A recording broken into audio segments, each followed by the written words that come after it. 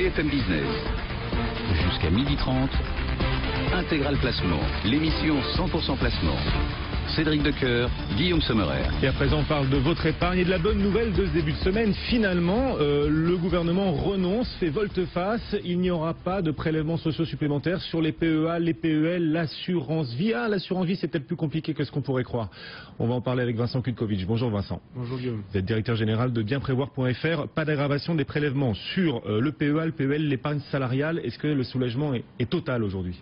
Non, je ne crois pas. Je pense que la difficulté reste présente, d'autant que parmi tous ces produits financiers, finalement, toutes ces enveloppes financières, c'est quand même l'assurance vie qui mobilise un maximum de Français. Donc aujourd'hui, on peut considérer qu'on est toujours dans une bataille face au gouvernement. Je pense qu'il est totalement injuste que cette mesure n'ait pas remis à plat l'ensemble de la question et n'ait pas inclus l'assurance vie dans son ensemble en termes de retour en arrière.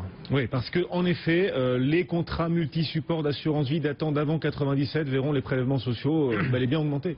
Oui, enfin, les contrats multi-supports, c'est la majeure partie des fonds en assurance vie aujourd'hui, parce que ce sont les contrats modernes sur lesquels sont investis les épargnants actuellement. Mais en réalité, même si l'impact économique et l'impact pour les foyers sera faible, le problème n'est pas là. Le problème est quel message on envoie.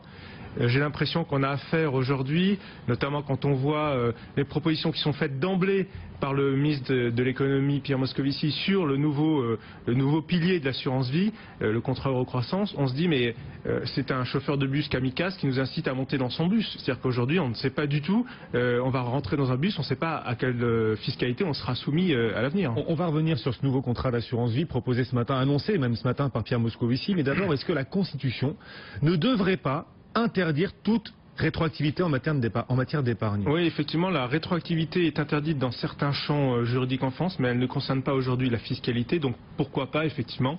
Moi, en tant que professionnel... La rétroactivité est interdite, sauf si la loi est plus douce. Oui, tout à fait. Mais en réalité, le problème, il n'est pas là une fois de plus. Mettons-nous à la place de l'épargnant. Moi, je rencontre encore, la semaine dernière, j'étais à Lyon, on rencontre chez bienprévoir.fr souvent, on fait des conférences comme ça. Je peux vous dire que les salles sont pleines d'épargnants qui sont extrêmement inquiets quant à l'avenir de la fiscalité et de leur épargne.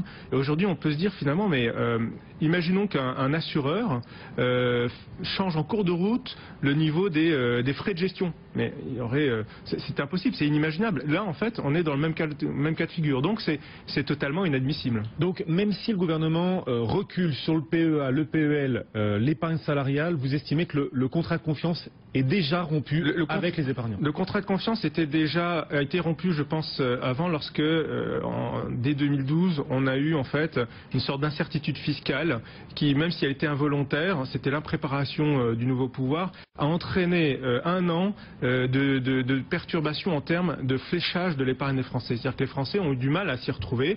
Qu'est-ce qu'ils ont fait? Ils ont mis leurs avoirs sur des livrets et donc personne n'était gagnant, ni les épargnants, ni finalement l'économie française. Donc aujourd'hui, le risque, c'est qu'on se retrouve dans cette situation-là.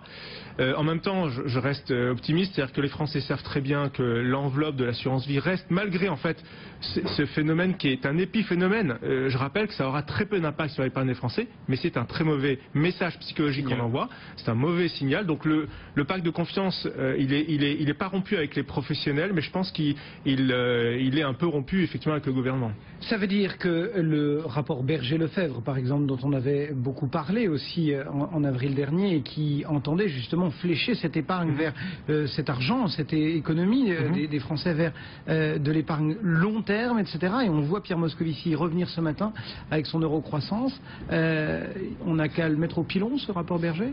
Non, je pense que, en fait, le rapport Berger, il y avait 10 tout à fait. 10 mesures, entre guillemets. L'esprit d'Eurocroissance, de la proposition de Pierre Moscovici, en tout cas de la vision de Pierre Moscovici aujourd'hui sur le troisième pilier, reprend, je pense, l'esprit du rapport. Cependant, comment inciter aujourd'hui les Français à aller vers une épargne plus risquée, plus longue, alors qu'on leur dit aujourd'hui, ceux qui étaient sur une épargne risquée longue, on les ponctionne a posteriori. Donc je pense que l'annonce qui arrive actuellement arrive juste au mauvais moment. On a tous envie de croire à l'eurocroissance, c'est certainement très bon pour l'épargnant français, mais il ne fallait pas l'annoncer maintenant. Oui, là on parle beaucoup de communication, mais ceci dit, le projet en lui-même est plutôt positif. Le projet est positif. Oui, effectivement. Vous conseilleriez à vos clients? Il faudra voir la manière dont sera construite cette enveloppe-là, mais certainement que oui, certainement qu'il y aura derrière une épargne, un projet d'épargne certainement positif pour les Français. Cependant, les plafonds restent encore assez bas, c'est-à-dire qu'on évoque pour l'instant un plafond autour de 75 000 euros, je crois. Ça reste bas, je pense, pour inciter notamment les gros contrats en assurance vie à aller vers ce genre de projet. Et aujourd'hui, ce sont les gros contrats d'assurance vie qui sont taxés, notamment au travers de la réforme des prélèvements sociaux. Est-ce que le message qu'il faudrait d'ores et déjà adresser peut-être à Pierre Moscovici, ce serait de ne pas réitérer l'échec des précédents Eurocroissance, enfin, qui avaient déjà essayé de voir le jour, on se rappelle de produits Strauss-Kahn et de produits Sarkozy? C'est possible, mais je pense que là on a atteint une situation en termes de... Il faut bien préparer la rampe de lancement et je pas pense se bourrer sur les en tout cas là on est très très mal parti. Il aurait été vraiment souhaitable qu'on temporise les choses, qu'on revienne globalement sur l'ensemble des prélèvements sociaux, alors que tout le monde s'empresse de dire aujourd'hui que c'est une victoire. Non, c'est pas une victoire, la majeure partie des Français sont concernés par l'assurance vie. Même si ça a très peu d'impact. Ce qui me gêne dans l'affaire, c'est que ça envoie un mauvais message psychologique. Et quand on connaît le niveau en fait d'information des Français sur l'épargne, on se dit que ça va faire des ravages en termes de collecte d'assurance vie. Oui, un mauvais signal psychologique pour pas grand-chose à l'échelle de l'argent que recherche l'État. Très peu. Ça va rapporter combien? 400 millions d'euros? On parle de 400 millions, mais personne n'est capable aujourd'hui de mesurer le nombre d'épargnants qui sont concernés. On parle de quelques centaines d'euros dans certains cas, sur certains contrats.